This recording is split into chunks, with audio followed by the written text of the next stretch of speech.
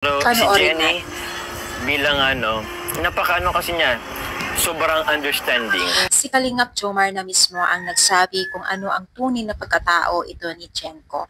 So until now kasi guys ay nababash itong si Jenko. So sino ba itong si Jenko? Maraming itatanong dyan. Siya po ay tunay na kasintahan po ni Kalingap Dan. Itong si Kalingap Dan ay nakikipag love team sa Team Kalingap.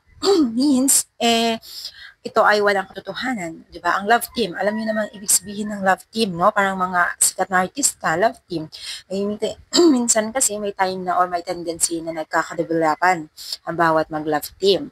Pero itong si Kalingap Dan ay may tunay pala na girlfriend at ayun ay nabuntis niya at malapit na rin mga anak ang kanyang kasintahan o live-in partner itong si Jenko. So maraming nagagalit kay Jenko na mga basher dahil nga daw kay sinungaling mga agaw. Pero in this, sinabi ng Team Kalingap na scripted po ang lahat.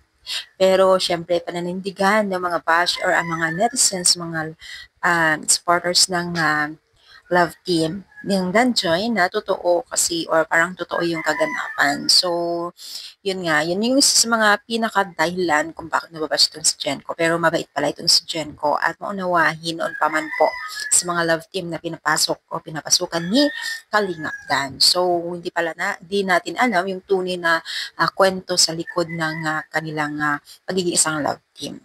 So, sana ay nananawagan na sila sa pananahimik o pagtigil o pagtitigil natin o wag natin i-bash itong si Jenko dahil siya yung naiipit ngayon sa sitwasyon. Until now kasi, talagang napabash po siya. Marami po talagang nagsasabi na kay Sumalandi, maraming anak, ratukada. Alam mo ba yung mga masakit na yung kanilang sinasabi sa kanya? Kaya naman, siguro hindi nagdalawang isip din ang mga Team Kalingap na ibunyag din ang tunay na pagkatao ni Jenko. At isa na dito itong si Kalingap Jomar na talagang nagsasabi at nakikipag-usap o nag-list din po sa mga patuloy na nagpambabas kay Jenko.